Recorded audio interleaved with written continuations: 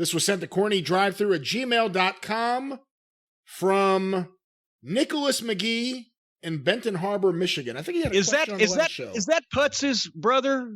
Putz's brother, Nicholas? Putz, you know Putz McGee. Putz McGee, your favorite name out there. Yeah, his brother, Nicholas. Well, here's Putz's question, or Nicholas's question, excuse me. I'm so sorry, Nicholas. Here's his question. Jim, do you think AEW has a chance of signing Brock Lesnar? Oh, good God. And would it be a welcoming addition to the company? Tony Khan's most recent comments regarding Brock Lesnar from the AEW All Out Media Conference, and here they are. I can't comment on that at this time, but I've enjoyed Brock's work for many years. He's a great fighter and a great wrestler. I don't think people talk enough about what a great worker Brock Lesnar is, and is one of the great working big men I've ever seen, and one of the great athletes in the history of the wrestling business, and I have so much respect for him. But yeah, I couldn't comment on that. Yeah, so don't comment. But I've been a fan of yours for many years. You remember Joe Franklin? Yeah. The New York-based TV talk show host. What was he on? WOR, Channel 9, late at nights? That's right. Joe Franklin was on TV up there on local basis for what, 30 fucking years, right? And he had the whole showbiz patter down. He was very smooth. He came as a guest to the, oh, God damn it. It was the Hall of Fame in 96. I believe it was. Hall of Fame 96 or 97. One of the 96 was at the Marriott in New York. Anyway, yes. Point is, Marlena, Terry Runnels, was there with Goldust. She's all dressed up in her gold dress and everything, and Terry always looked hot. But she had literally been Marlena for 1 year at this point. And the only other appearances in wrestling she had made in front of the camera at that point were as Alexandria York of the York Foundation when she got into business in 92, 93 in WCW. She was the makeup girl, and they put her in the business. So, and she was not Marlena, didn't look anything like Marlena. Joe Franklin walks up to her, and he's looking at the dress, and he sticks his hand out, and she shakes his hand. He says, I've been a fan of yours for many years, many years. It's like that old showbiz rat pack patter. I've been a fan of yours for many years. And I told her afterwards, I said, I would have blown snot if you'd have said, well, that's funny. I only been doing this for 6 months. Anyway, go ahead. Many years. That was it. That was the entire quote and the question about AEW potentially signing Brock Lesnar. Okay. Yes, there are going to be talks, I am sure, because that's what Brock does. If he can't get Vince to believe he's going to go back to the UFC, he might get him to believe he's going to go to AEW. Would Brock Lesnar actually legitimately do that? I think donkeys will fly before Brock Lesnar signs with AEW. For one thing, Heyman wouldn't come with him. Heyman couldn't come with him. He's still under contract. Heyman wouldn't go to AEW even if he wasn't under contract. For the same reasons that he didn't go to TNA, the same reasons I wouldn't have anything to do with it, because even he couldn't help it, and it would make him look bad.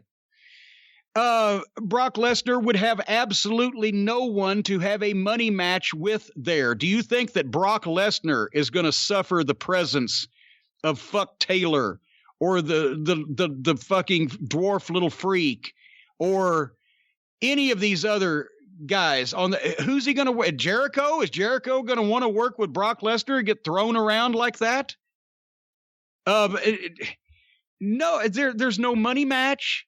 Tony Khan would have to pay him a fortune, which I'm sure he'd be willing to do, but I don't think Brock would accept it. I think Brock will play AEW against Vince if he can, but I don't know whether Vince will buy it, because Vince might say, you know what, Brock?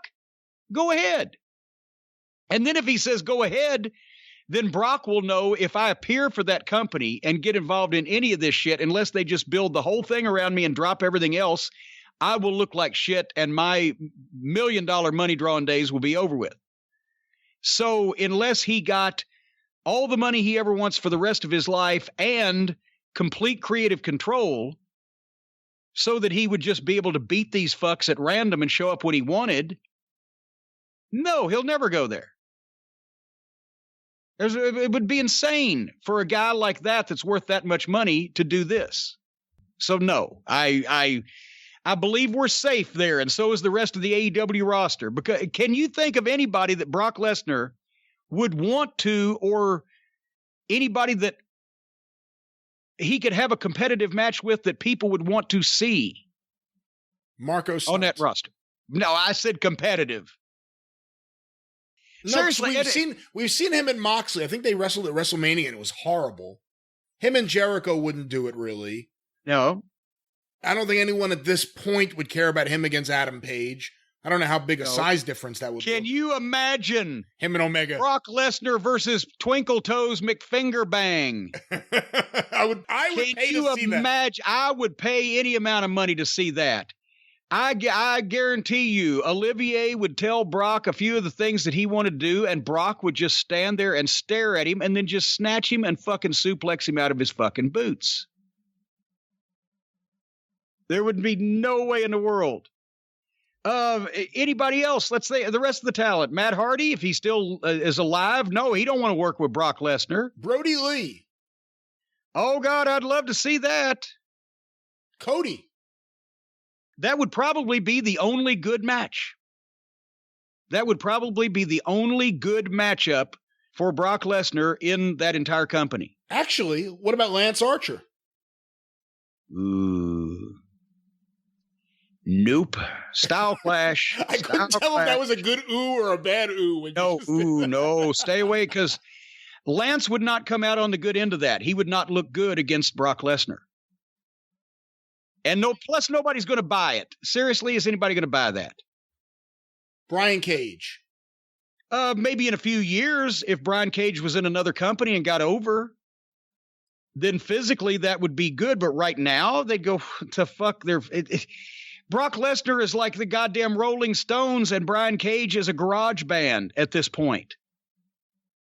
Can I make that any clearer? Well, with all Who would that, pay to see that? Well, with all that said, though, if you were AEW, is it worth it to throw a bunch of money at Brock to get him in there for the attention? Is it worth it to actually do that?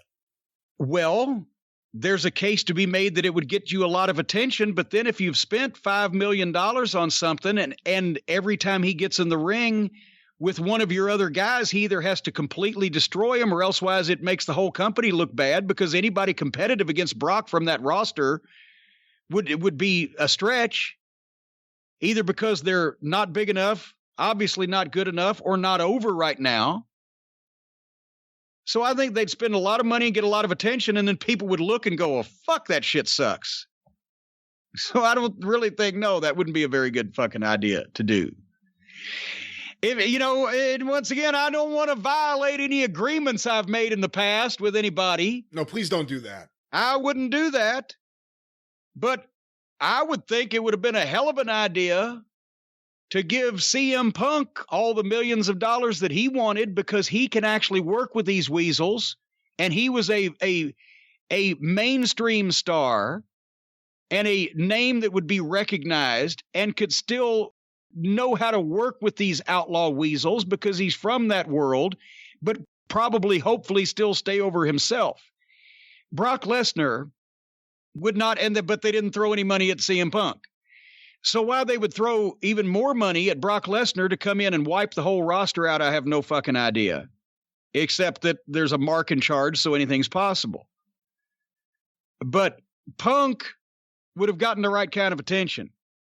Brock, no. God, no.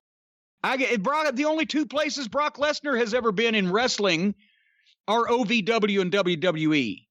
Well, and New Japan. Okay, he was in New Japan for a little while. But the point I'm making is, what do you think he would think of this band of fucking ragtag circus freak gypsy looking fucks out of a fucking carnival walking up to him and he's expected to fucking grapple with? He'd laugh, because he's only been in places where the shit was treated seriously, and he didn't have to fucking do that shit, learn that shit, or learn how to fucking somehow or another work with these goofs without hurting himself. So it would be, and I'm sure he doesn't watch any wrestling, even the shows that he's on. I don't even know if they have television as far back in the woods as he lives in Saskatoon or wherever the fuck it is. So I guarantee you he's never seen anything like AEW. and wouldn't want to see any more once he saw the first part. That would be talk about a bad fit. I can't stress that enough.